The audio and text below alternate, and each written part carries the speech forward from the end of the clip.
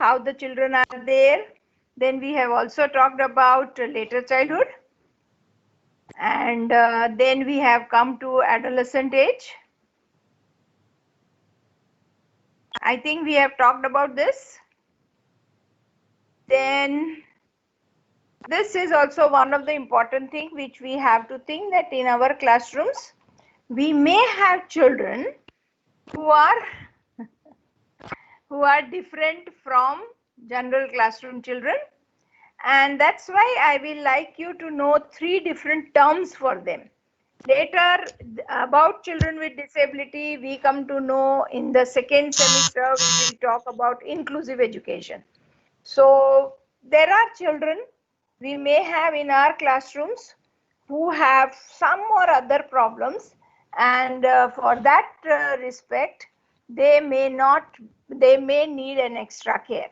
Like impaired, this is the word which we need to know it, that leads to a children or individual having structural loss. What do we understand by structural loss? Suppose I have got a 5 finger, and if I lose one of them by accident or by disease or any reason, then whether I am able to do a work or not. Now, so losing one finger, I become impaired. But with this finger, loss of this finger, whether I'll be able to work or not. So if I think, okay, I can manage myself with these 4 fingers, thumb and this 3 fingers, then yes, I am fine. But if I lose thumb, then probably grip may be a problem. So something may be functional loss also. So not having thumb, a structure loss. Because of that, whatever the grip or holding is there, I may not be able to do, then I'll become disability. Now the third word, it has nothing to do with disability or impairedness, but we keep using it. You must have also heard people saying wo handicap hai, wo handicap ja raha hai. So this kind of notations are used, but actually you yourself might have used the word handicap. Suppose right now we are learning online. So what is the thing? I need to have power connection. I need to have internet connection. I need to have one device. It can be laptop or your mobile phone or something. You are prepared with all the 3 things, and suddenly the power cut is there, or internet connection you are losing, or the devices get hang. Something happened. So what we feel handicapped. So we have the abilities, we have the all necessary thing equipped, but still we are not able to work. So handicap is that socio-cultural prevention on ability of a person. So my ability is there, functionality is there, but because of certain kind of extraneous factors, person is not able to work. Just to give one example on that, again on disability, suppose there is a interview for the post of let us say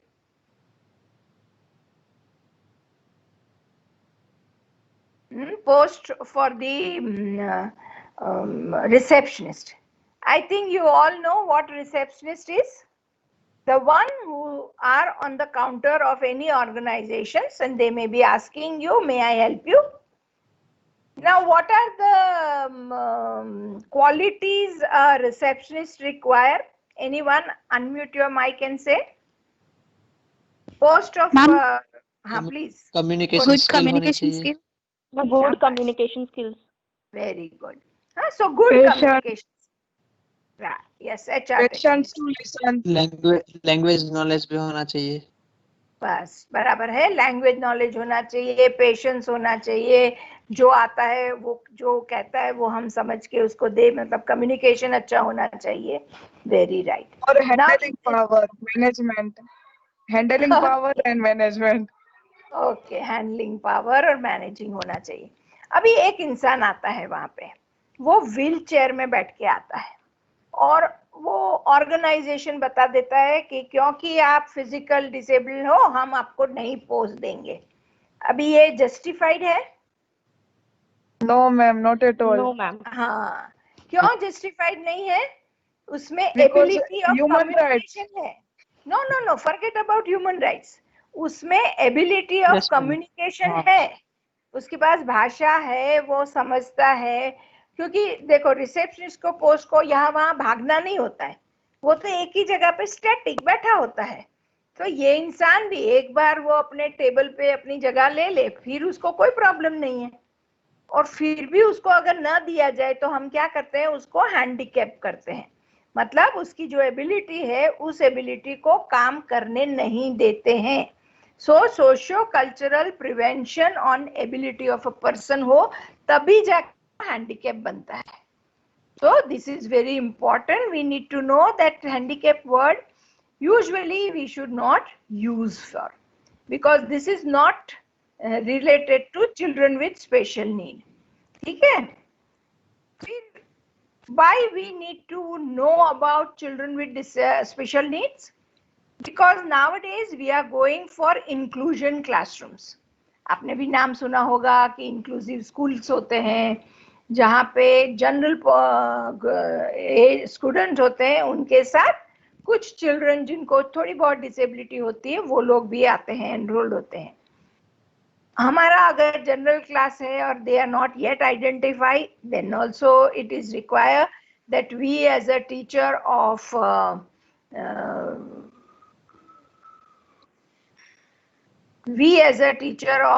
general classroom need to know about special children.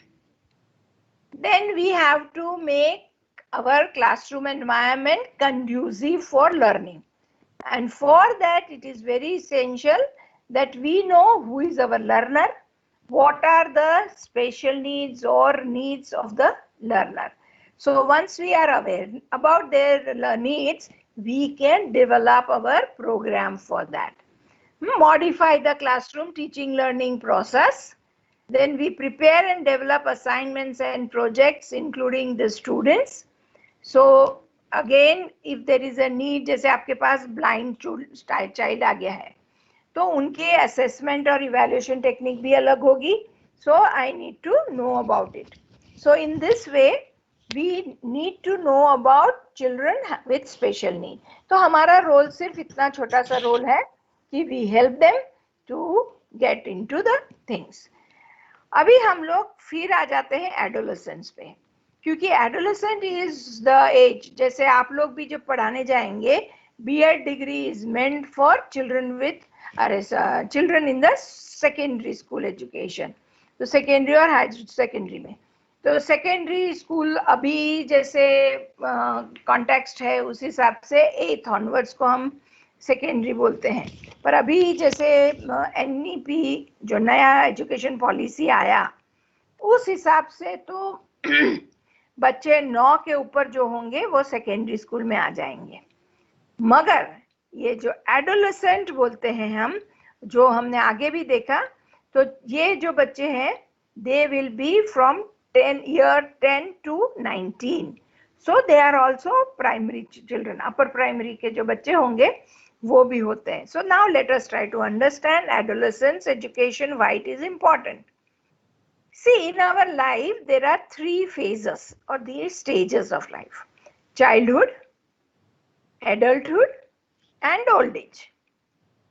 Now between the childhood and adulthood there is a phase. This phase is called adolescent phase. So adolescent phase, which is from the age group of 10 to 19. Now this is a very important age because this is a very important phase of life. Wahan there is onset of puberty, physical maturity is there. Physical maturity से उसको legal maturity भी मिलती है. So an individual physically growing up at the same time, legal maturity matlab he has got voting right. Now he has got all the legal right है.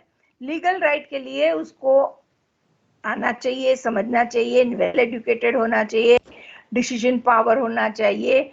So you can see that how important this age 10 to 19 is. This is a small picture which through which I will try to see that in school the children are there from 10 to 17, and when they are in the university 17 to 19.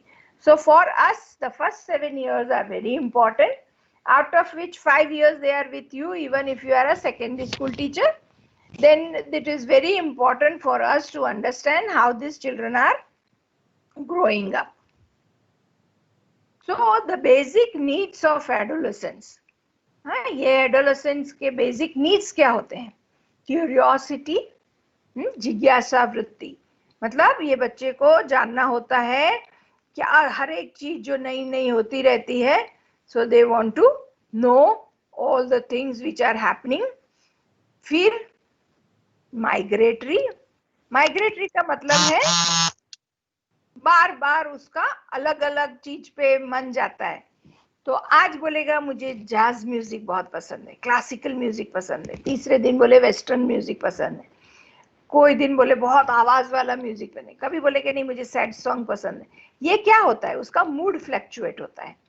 हाँ, आज उसको घर का खाना पसंद है, दूसरे दिन उसको घर का खाना पसंद ही नहीं है, उसको चाइनीज अच्छा लगता है, उसको कुछ और अच्छा लगता है. So in this way every adolescent child trying out the things. हाँ, उसके आसपास जो भी चीजें हो रही है उन चीज को वो ट्राई आउट करता है, वो चीजों को वो समझता है.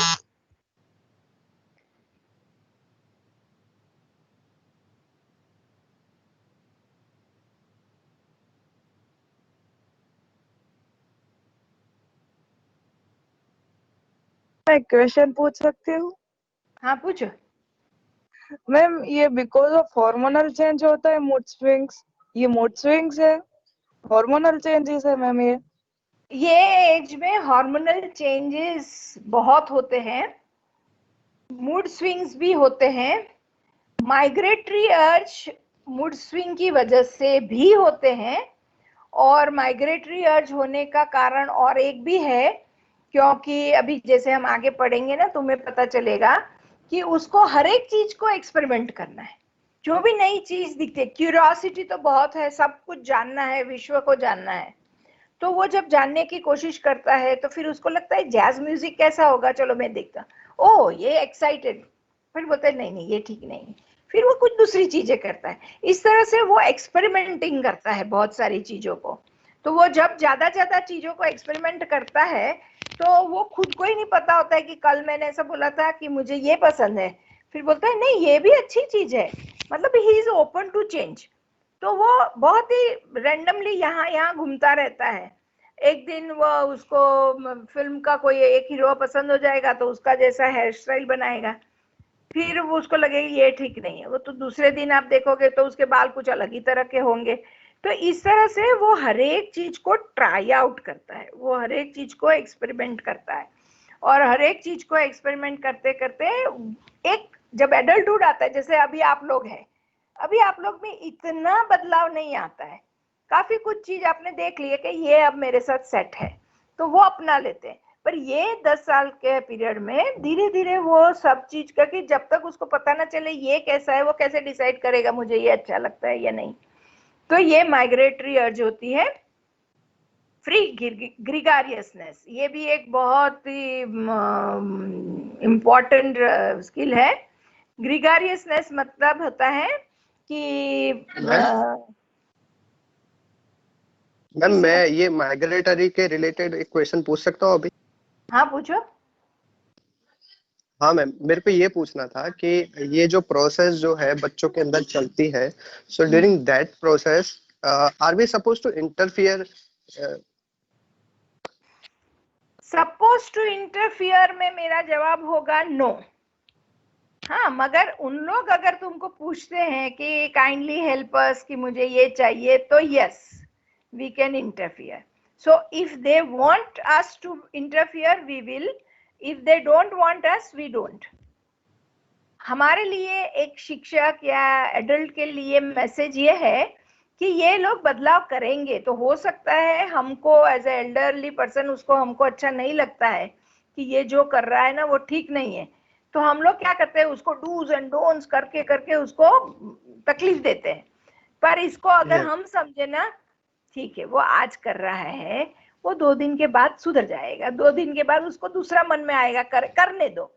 ये करने से उसको आज विश्व में क्या हो रहा है, कौन सी नई फैशन आ रही है, नया चीजें हो रही है, वो समझ रहा है, तो हम उसके लिए एम्पैथेटिक हो जाते हैं, तो हम उसको बहुत डांट टपकते नहीं है। तो ये हमारे रोल के लिए ये जानना ठीक है, और ये बच्चों में नॉर्मल है। तो let them do it, let them explore the world, क्योंकि उसका तो हक बनता है ना, नए विश्व में वो आ रहा है, कल वो एडल्ट बनेगा, तो उसको जानना तो चाहिए ना कि आसपास है क्या। तो ये टाइम में वो सबका टेस्टिंग करता होता है, एक्सपेरिमेंट करता होता है कि मेरी आइडेंटिटी के साथ क्या जाता है क्या नहीं जाता है, तो वो इस तरह से वो करता है, तो बहुत नॉर्मल है। तो we have to take this as a normal. ठीक है कुछ, ठीक है।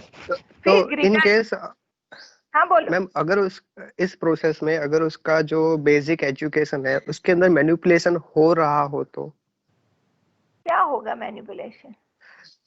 मतलब के सपोज के अभी का जो एग्जांपल देते कि चलो मेरे को यूट्यूब चैनल स्टार्ट करना है, ठीक है, तो वो उसके अंदर टाइम ज्यादा देने लगता है।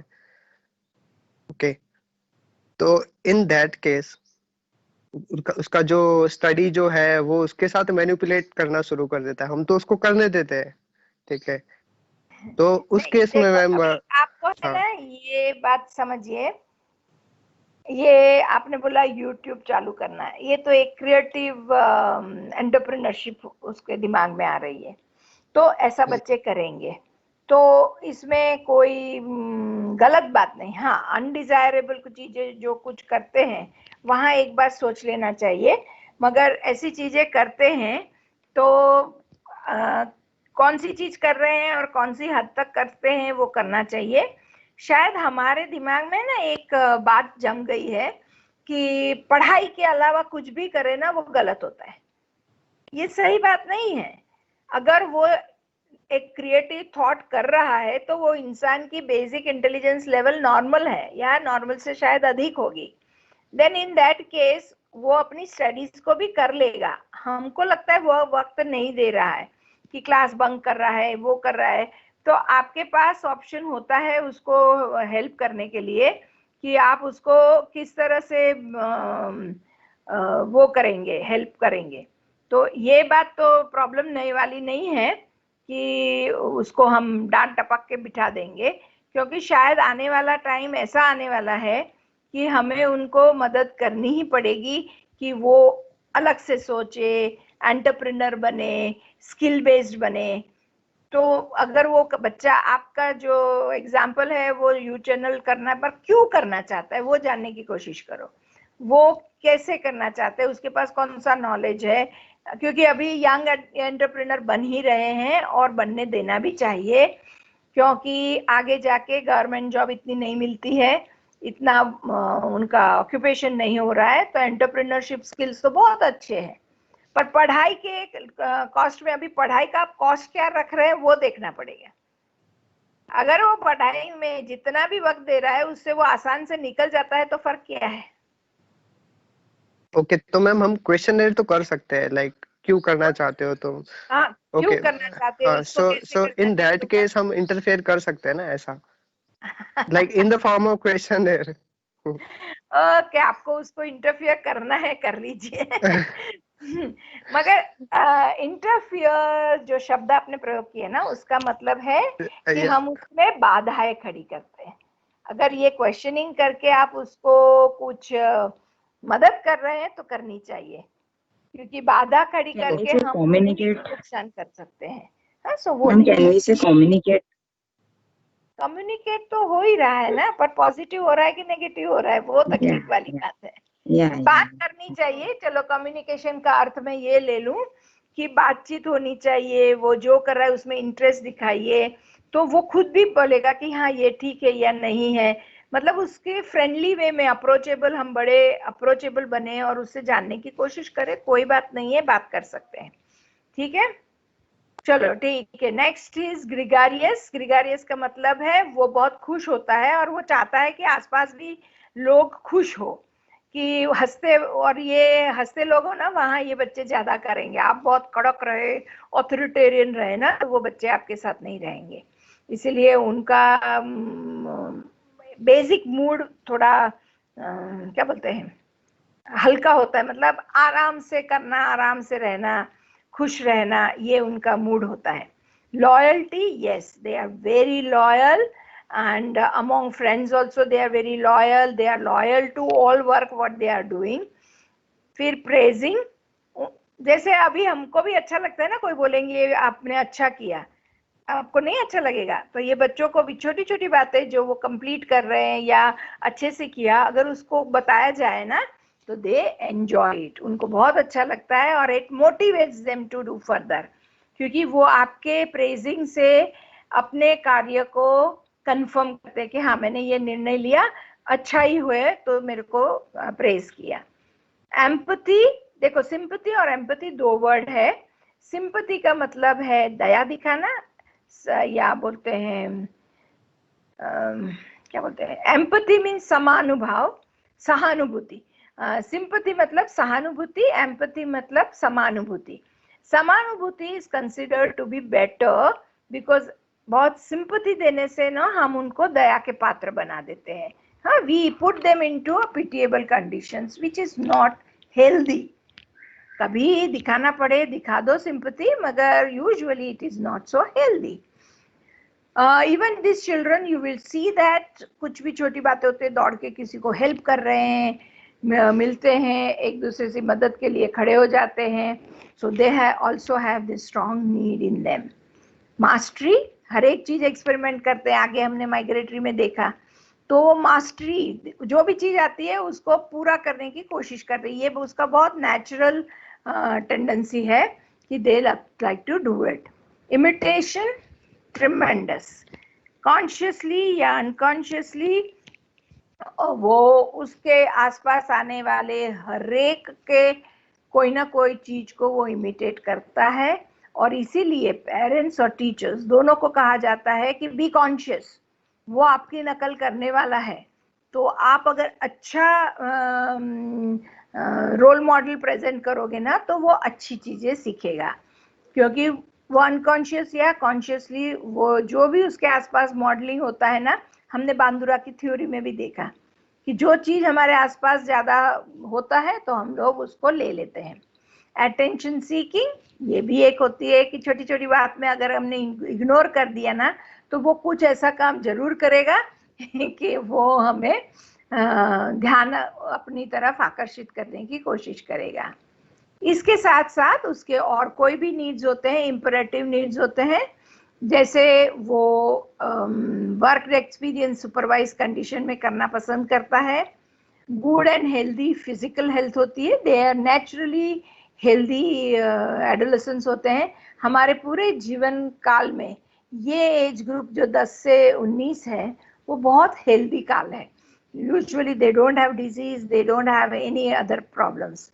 Understand rights duties of a democratic citizen, तो ये भी एक बहुत अच्छी बात है।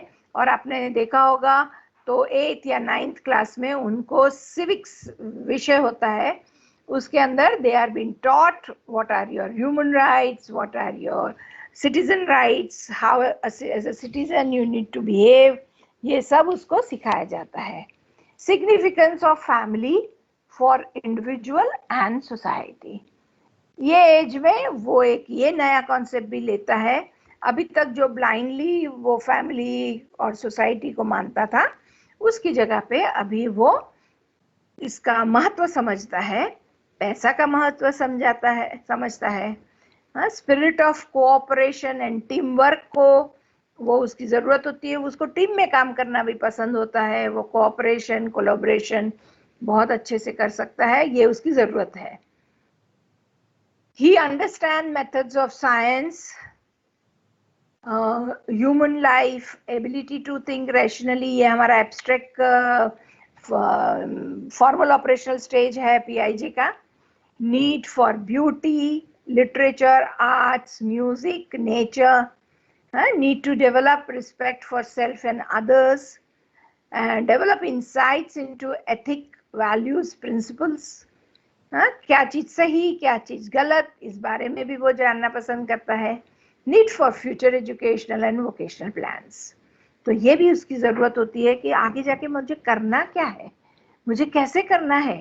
तो this is also what they think they need to do it. So ये भी वो एक चीज सीखता है. और कौन है,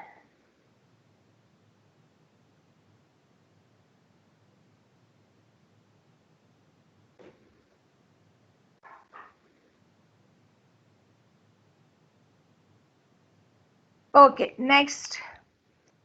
हाँ, हमने जो देखा उसके major characteristics. He is a self conscious, egocentric, imaginary audience, feeling vulnerable, emotional, volatile, migratory and curious.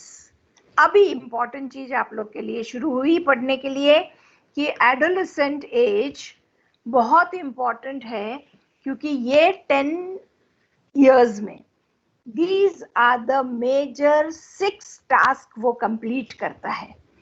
ये टास्क क्या है, आज आप क्यों ऐसे हो, आज अगर आपको इसका जवाब लेना है कि आप कैसे हो, तो आप यहाँ से जवाब ले लेंगे. इसीलिए आपको भी खुद के बारे में भी समझना है, तो प्लीज इसको बहुत ध्यान से समझना. These are all developmental task of adolescence. उसका फर्स्ट स्टेज है सेपरेशन या इंडिविजुअलाइजेशन. सेपरेशन का मतलब है कि बाय बर्थ उसको एक आइडेंटिटी मिली. जैसे जन्म हुआ वो बेटा या बेटी एक फैमिली के हो गए, उसको फैमिली ने एक नाम भी दे दिया, उसका फैमिली का नाम भी आ गया, उसका पर्सनल नाम भी हो गया. वो क्या कास्ट में, क्या कहाँ भी उसका जन्म हुआ, जैसे इंडिया में हो तो नेशनैलिटी भी आइडेंटिटी मिल गई. इस तरह से बाय बर्थ उसको एक आइडेंटिटी मिली होती है. पर अभी ये बच्चा जब 10 साल का आसपास होना शुरू होता है, तब वो चाहता है कि अगर मेरे मांस पे से मेरा नाम निकल जाए, मेरी फैमिली नाम निकल जाए, तो मैं हूं कौन. ना basically child wants to understand this aspect कि मैं हूं कौन. तो वो धीरे धीरे अपने आप को समझने की कोशिश कर रहा है. So entire adolescent process is to know about identity.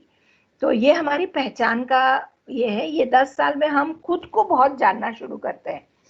तो उसका फर्स्ट स्टेप यहाँ से होता है कि मैं सबसे अलग कैसा हूँ.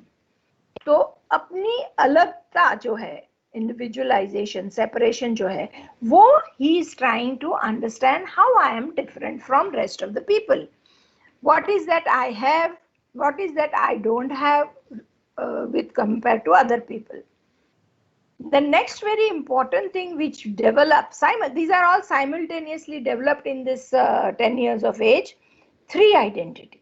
1, 2, 3, 1 नहीं 2 नहीं 3. Just think a child is developing 3 identity, 3 पहचान वो बना रहा है. एक खुद की पहचान, मैं कौन हूं, मैं क्या कर रहा हूं, मैं क्यों कर रहा हूं. दूसरी identity peer group. Peer group मतलब समवयस्क, पीयर ग्रुप मतलब दोस्तों, अपने एक उम्र वाले. उसमें मैं कहाँ हूँ. आपने देखा होगा कि ये उम्र में ज्यादातर उनका अपने पीयर ग्रुप के साथ रहना पसंद करते हैं, और कभी कभी अगर पीयर ग्रुप में उसको नहीं स्वीकारा गया तो उसको बुरा भी लगता है. कभी कभी ऐसा भी होता है कि वो पीयर ग्रुप में जाना चाहता है पर उसको कोई आने नहीं देता है. So in this way lots of peer pressure also. तो उसको ये भी जानना है कि amongst my peer where I am, मुझे मेरा उम्र वाले लोग पसंद करते हैं, नहीं पसंद करते हैं, क्यों पसंद नहीं करते हैं, क्या करते हैं. तो ये भी उसकी पहचान बनाना है. और तीसरी आइडेंटिटी, वो भी बहुत important identity, is my gender identity. देखो अभी ये उम्र, अभी हमने आगे भी देखा that it moves from childhood to adulthood, और ये एक ब्रिज है. चाइल्डहुड से एडल्टहुड जाने वाला एक छोटा सा ब्रिज है जो 10 साल में तय किया जाता है. तो इस उम्र में boy becomes man, girl becomes women. तो ये पूरा एक, अगर आप आईने में बच्चे को खड़ा करो और बड़े को खड़ा करो, कितना डिफरेंस दिखता है। तो ये पूरा डिफरेंस जो है वो इस उम्र में वो जीता है। रोज जब अपने आईने के सामने खड़ा रहेगा ना, वो अपने आप को अलग ही पाएगा कि I am looking little different, I am looking different, I am looking different. और वो अपने आप को पहचानने की कोशिश करते हैं। एक इनकी कैरेक्टरिस्टिक्स भी होती है कि हर दूसरे दिन अगर स्कूटर भी खड़े हुए ना, तो वो कांच में ऐसे ऐसे देखते रहते हैं, अपना बाल बनाते रहते हैं, या कुछ भी जो भी कपड़े पहने वो ठीक करते रहते हैं। So they are very much physical conscious होते हैं वो लोग, क्योंकि अपना एक नया रूप वो देखते हैं। यहाँ ये भी उनको देखना है कि when I am getting grown up as women और as a man, how I am been accepted by my own, मतलब गर्ल्स को गर्ल्स और बॉयज को बॉयज, या गर्ल्स को बॉयज, बॉयज को गर्ल्स स्वीकार कैसे कर रहे हैं। Are you accepted by the other group? ये उसका एक बहुत बड़ा इशू होता है कि उसको कैसे उन लोग समझ सके। सो ये प्रॉब्लम उनका होता है, और वो जानने की कोशिश करता है कि इसको कैसे करा जाए। So 3 identity very important, role identity, peer group identity and gender identity. इसके साथ साथ वो जो 4th इंपॉर्टेंट टास्क उसका जो है, वो टास्क है पर्सनल वैल्यू सिस्टम। आज तक वो ब्लाइंडली, क्योंकि देखो बच्चा जन्म होता है ना, then onwards if you see the kind of stories they are being told, they are all value based stories. Honesty is the best policy, be loyal to friends, प्रामाणिकता दिखाओ, ईमानदारी दिखाओ, कोऑपरेशन करो, दूसरे को मदद करो, lots of values only being taught. Now when he start understanding himself, he start understanding what are the preaching value and what are the practicing value, are both same or they are different. Now this is what they want to understand at this age. See, always my mother said, be honest, never say lie. But yesterday I noted that when my mother was talking to my neighbor, she was lying. अब उसके दिमाग में एक प्रश्न बन जाएगा। अब उसको ये पता नहीं होता है कि क्यों मदर ने जो भी बोला वो बोला, पर उसके सामने तो एक मदर ने बोला था सही बोलना, और आज उसने सही नहीं बोला। बस इतनी बात उसके दिमाग में आता है। तो उसको लगता है मुझे क्या करना चाहिए, जो मुझे प्रिच किया गया है वो बोलूं, या मेरे को जो प्रैक्टिस इन लोग कर रहे हैं वो बोलूं। क्योंकि फादर भी मोबाइल पे होते हैं, खुद आप देख लो, बड़े भाई बहन भी होंगे, आप कहाँ हो, उसको जो बोलना है वो जवाब देता है। वो ऐसा नहीं बोलता है कि मैं यहाँ हूँ वहाँ। तो उसने फादर का फोन आया, आप कहाँ, तो मैं तो आज मुंबई में, वो तो घर में बैठे हैं। बच्चों के लिए बहुत प्रॉब्लम हो जाता है। बच्चे ने बोला कि मुझे आज पिकनिक पर जाना है, 1000 रुपया दे दो। पेरेंट्स बोलते नहीं है, और उसी दिन उनके घर में कुछ पार्टी होती है, 1000 रुपया ऐसे ही खर्च हो जाता है। तो उसको ये पता नहीं चलता है कि किसके लिए पैसा है, किसके लिए नहीं है, तो कौन सी चीज सही है, कौन सी चीज नहीं। तो यहाँ ये 10 साल में उसके मिले हुए जो अनुभव होते हैं, उस अनुभव के आधार पर वो अपनी पर्सनल वैल्यू सिस्टम बनाता है। अगर मैं आज आपको पूछूं कि आपकी पर्सनल वैल्यू सिस्टम कौन सी है जिसके आधार पर you are taking decisions of your life, you may have to find out that what are the decisions you are taking on which value system. आप में से कोई बता सकता है कि आपकी वैल्यू सिस्टम कौन सी है, किसके आधार पर most of the time you are taking the decisions of your life? Yes, ma'am, I have. बोलिए। Ma'am, I read one book, Power of Ethical Management. In that, 3 criteria were given. First was, if when you are doing something, then ask yourself, is it good or bad? Second was, what I am doing, am I able to see the mirror? And third, will I able to see my family? 3 things were written in that. So whenever you are doing, is it legal or illegal? पहला तो यही question आता है. अगर illegal आता है, cancel it. Don't do that thing. So नहीं, these ये are तो 3 आपने steps. थ्योरी बताई मुझे, मैं नहीं, तो आपसे मैं पूछ रही हूँ, ये यही आपकी खुद की फिलोसॉफी है पर्सनल वैल्यू सिस्टम? तो मैम यही फिलोसॉफी और यही थियरी हो गई. ठीक है, हाँ, मगर मेरा कहना यहाँ इसीलिए था कि ये हमारे एडोलेसेंट एज से बनकर आ रहा है, ये आज का नहीं है. आज ने आपने जो पढ़ा है ना, एज ए एडल्ट होके आपने ये किताब पढ़ी है ना, उसकी इन्फ्लुएंस आप में जरूर आई है, मगर आप जो नेचुरली कर रहे हो ना, वो आया है एडोलेसेंट एज में. आपके मिले हुए हर एक छोटे बड़े एक्सपीरियंस है, जिससे आपने खुद ने अपनी पर्सनल वैल्यू सिस्टम बनाई होती है कि okay, loyalty is good, but loyalty is good for me, inverted coma, कि यहाँ होगा तो मैं अपनी लॉयल्टी दिखाऊंगी, यहाँ होगा तो नहीं दिखाऊंगी. तो ये व्यक्तिगत मूल्य नीति बनती है, तो ये यहाँ बन रही है उसकी. इसीलिए हमारा रोल बहुत क्रूशियल होता है कि बच्चों में वैल्यू की क्लैरिफिकेशन करिए, हम बच्चों को समझाएं वो क्या कर रहे हैं, तो उससे उनकी वैल्यू सिस्टम जब वो बनाते हैं तो हमसे मदद मिल सकती है. फिर developing a unique philosophy of life, वो अपने फिलॉसफी, अपने इसकी ये बनाते हैं लाइफ फिलॉसफी कि मुझे एक्चुअली में करना क्या है, what's your life goal, how you want to spend your life.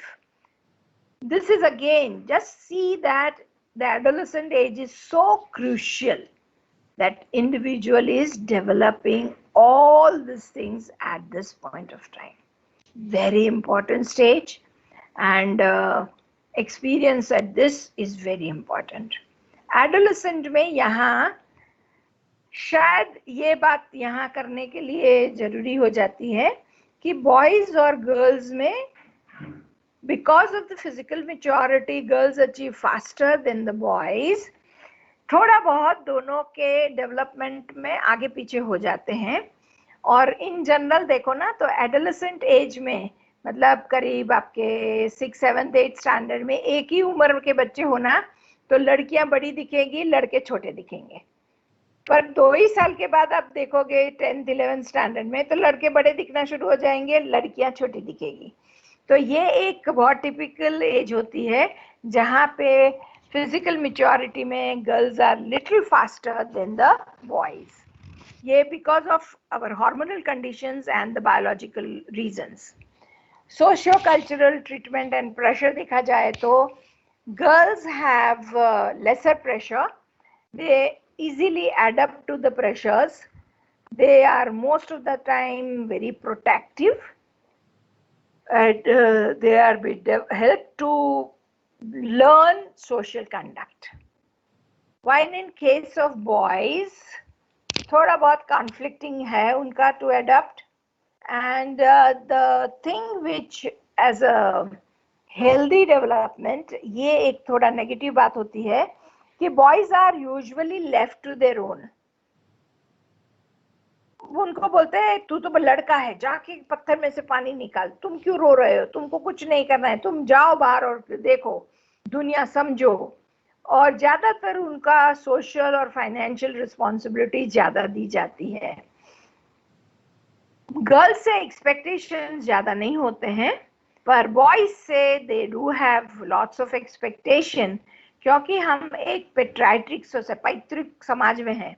Patriotic society में usually the line of heredity moves on with boys, तो ये उनमें एक जिम्मेदारी ज्यादा दिखाई देती है, and because of that उनके पास एक्सपेक्टेशन बहुत हाई होता है. बाद में उसको कमाना भी है, समाज में उसका नाम भी बनाना है, उसके लिए बहुत बहुत बातें होती है. अचीवमेंट तो एकेडमिक अचीवमेंट में उनके एक्सपेक्टेशंस होते हैं कि लड़कियां अच्छी पढ़ लें. बॉयज में एकेडमिक के साथ साथ वो अच्छा करियर भी बनाए, वैसा सोचा जाता है. आइडेंटिटी क्राइसिस गर्ल्स में कम होती है, और उसका ज्यादा कारण वो प्रोटेक्टिव उसमें ज्यादा रहते हैं, घर में उसका बड़े सिस्टर हैं, बड़े जो होते हैं उनसे बहुत से मार्गदर्शन मिलता है, जबकि बॉयज में ये मार्गदर्शन पापा या कोई उसको साथ बैठ के नहीं देता है। ज्यादातर वो फ्रेंड से या कोई मैगजीन्स पढ़ के या इस तरह से लेता होता है, तो उनके क्राइसिस थोड़े ज्यादा होते हैं। अगर कुछ फेलियर आ गई ना तो लड़कियां टिमिड और काम बन जाती है, मगर बॉयज अगर है तो वो ज्यादा अग्रेसिव बन जाते हैं, माल एडजस्टेड हो जाते हैं और सब्सटेंस अब्यूज की ओर चले जाने की संभावना ज्यादा होती है। मेजर इनसिक्योरिटी गर्ल्स में ज्यादा इमोशनल इनसिक्योरिटी होती है, जब बॉयज में ज्यादा सोशल इनसिक्योरिटी का डर होता है कि मैं अकेला तो नहीं पड़ जाऊंगा, लोग मुझे अकेले तो नहीं कर देंगे, तो सोशल सिक्योरिटी का प्रभाव ज्यादा होता है। और इमोशनल स्टेट देखे तो ज्यादातर गर्ल्स ठीक ही डेवलपमेंट होता है उसका, और बहुत ही क्या बोलते हैं स्टेबल माइंडेड होता है, और दे आर हाईली सेंसिटिव है। दोनों एज सेंसिटिव होते हैं। अभी एरिक्सन हमने थ्योरी देख ली, वहां ये रोल आइडेंटिटी वाला है, and that's why it's a fragile stage, we need to take care of them। तो ये हमने डेवलपमेंटल टास्क देखे और आज हमने ये देखा। अभी आज जो हमने पढ़ा है उसमें आपको कोई भी प्रश्न है तो आप पूछ सकते हैं। any question if you have you can ask me। Ma'am may I? sure पूछिए। मैम मैंने आपसे पूछा था कि 12th में जब बच्चे आते हैं फिर हॉस्टल में आते हैं, तो आपने बोला था कि आप नेक्स्ट लेक्चर में पूछना, मैं आपको और 2 पॉइंट ऐड करके बताऊंगी। हाँ, अभी आप वो देख लीजिए एडोलेसेंट में क्या डेवलप होता है, 3 identity, right? Role identity, peer group identity और जेंडर आइडेंटिटी। अब उसको बहुत सपोर्ट की जरूरत होती है, बहुत सपोर्ट की जरूरत होती है। कुछ भी गलत होता है ना, वो बहुत जल्दी डिस्टर्ब हो जाता है, तो उस टाइम वो घर के माहौल में हो ना तो उसको प्रोटेक्शन थोड़ा मिल जाता है। अगर उसको हॉस्टल में रख दिया तो वो लड़का या लड़की कोई भी, तो उसको अगर हमने हॉस्टल में रख दिया ना तो वो बच्चा जब भी डिस्टर्ब होगा तो वो जाएगा कहाँ? उसके लिए ये बड़ा प्रॉब्लम हो जाएगा कि मैं अब जाऊं क्या, मुझे हेल्प चाहिए, तो वो झुकेगा कहाँ? पीयर ग्रुप की तरफ। तो पीयर ग्रुप में खुद तो वो आइडेंटिटी बनाता होता है, और मान लो कभी गलती से उसका पीयर ग्रुप ठीक नहीं मिला तो क्या होगा? he'll be under pressure, peer pressure में आ जाएगा। और ये कारण है कि उसको एडोलेसेंट एज में हॉस्टल में नहीं रखना चाहिए, क्योंकि वो टाइम में उसको घर में रहेगा तो माता पिता केयर कर सकते हैं, बड़े छोटे भाई बहन होते हैं वो केयर कर सकते हैं, उसको कुछ बाहर गलत लगता है तो एटलीस्ट घर में आके वो डिस्कस कर सकता है। सो एक खुला माहौल हम दे रहे हैं वहाँ उसके पास। अगर माहौल अच्छा बन गया तो प्रॉब्लम नहीं है, मगर if the individual is not getting the right kind of friends तो उसके लिए ये बड़ा प्रॉब्लम हो जाएगा, तो वो बहुत गलत चीजें सीखेगा। So that's the reason why he need not be given. मतलब हॉस्टल में ये उम्र थोड़ी रिस्की है, ठीक है? तो मैम ये जो नवोदय विद्यालय है और सैनिक स्कूल है जहाँ पे बच्चों को भेजा जाता है, तो क्या वहाँ पे इन चीजों का ध्यान रखा जाता है? हाँ, उनके वहाँ जो वार्डन होता है ना वो एडोलेसेंस एज का ध्यान रखते हैं, क्योंकि वो ऑलमोस्ट एडोलेसेंस वहाँ जाते हैं, और वहाँ उनकी बहुत रेसिडेंशियल स्कूल्स में केयर भी की जाती है। मगर अगर नहीं केयर करी तो यही बच्चे बेचारे बहुत प्रॉब्लम में आ जाते हैं। लेटर ऑन उनका दोस्त नहीं कोई बन सकता है, उनको एडल्ट एडजस्टमेंट में भी प्रॉब्लम आते हैं। अगर मिल गए तो वही मैंने बताया ना, अगर मिल गए दोस्त तो बहुत अच्छा है, पर नहीं मिले तो क्या होगा? बहुत मुश्किल हो जाएगी। पर ठीक है, अगर नवोदय और जैसे आप कहते हैं वहाँ पे कस्टोडियल केयर दी जाती है, पर हमेशा ये मान के चलना कि वहाँ अच्छी ही होगी केयर, वो थोड़ा क्वेश्चन मार्क है, इसीलिए थोड़ा केयर करना चाहिए। ठीक है, okay, we'll stop here। Yes, ma'am. Whatever the questions you have, kindly keep noting it जब भी हमारा क्लास आएगा, आपको जब भी किसी भी विषय में प्रॉब्लम होगा, क्वेश्चन होगा, पूछना, ठीक है? Okay, bye.